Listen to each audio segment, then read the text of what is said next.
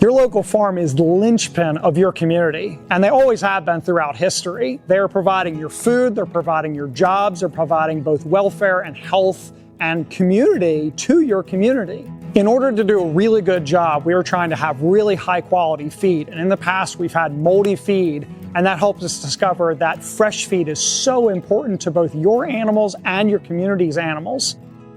We really believe that this is a solid benefit that we're providing our community. We're able to provide fresh feed every 30 days at an insignificant price. So you're going to get more eggs, you're going to get better weight gain, you're going to have healthier birds overall.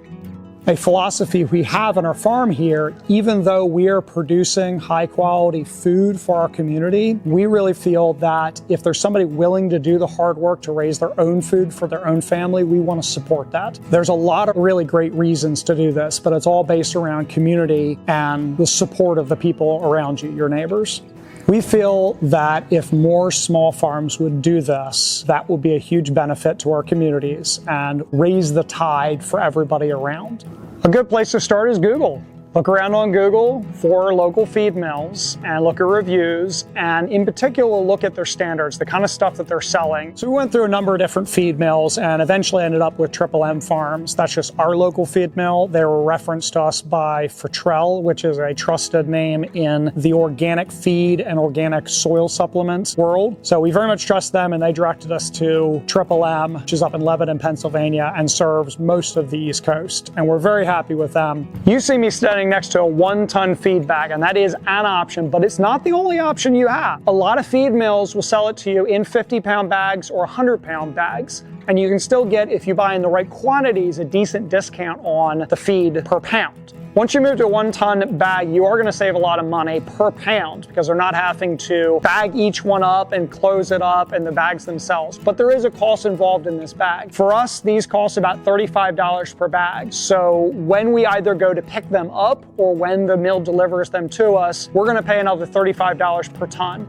Then you get to your next level, and that is where the feed truck shows up and it's just all grain. There's no bags at all. You are then not being charged for having to bag up 50 pounds at a time in the bags. You're not being charged for these big 1-ton totes. You're just being charged for the raw poundage of the feed that you're buying, plus the delivery for that truck.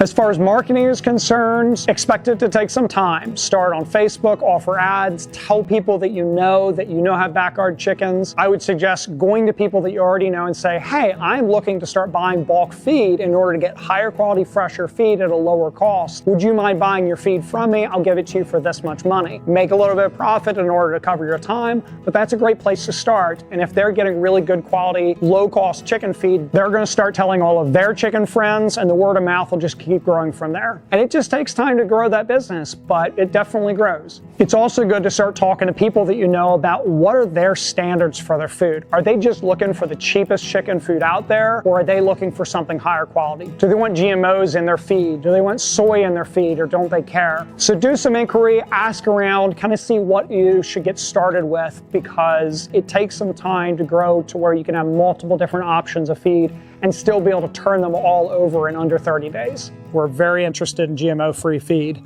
If you're buying from the Amish and Mennonite community, for the most part, they don't grow GMOs and they don't spray Roundup.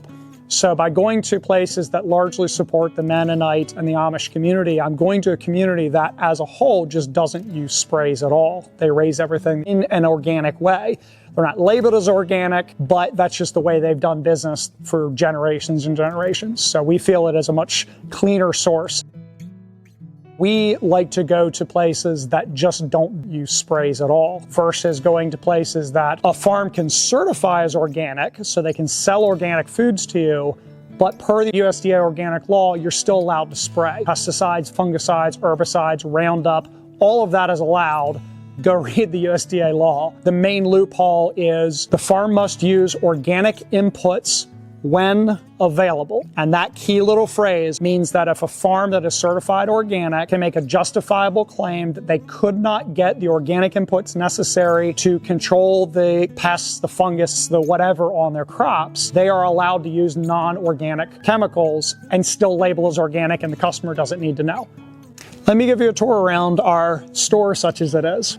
So this is our GMO-free HP layer, high protein layer, or high performance layer, either way. We started with this because it was better than the local store. This is 19% protein versus the 16% you get at your local store, so we wanted to have something to set ourselves apart.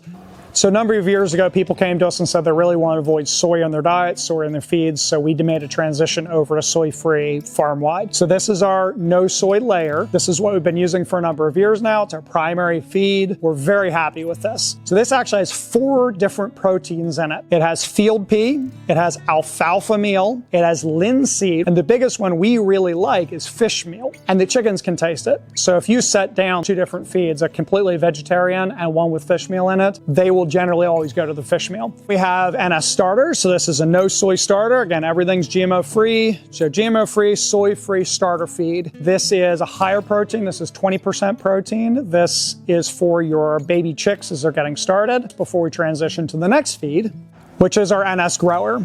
So no soy, no GMO grower feed. This is how we grow out all of our birds from 4 weeks all the way up to 16 weeks to sexual maturity.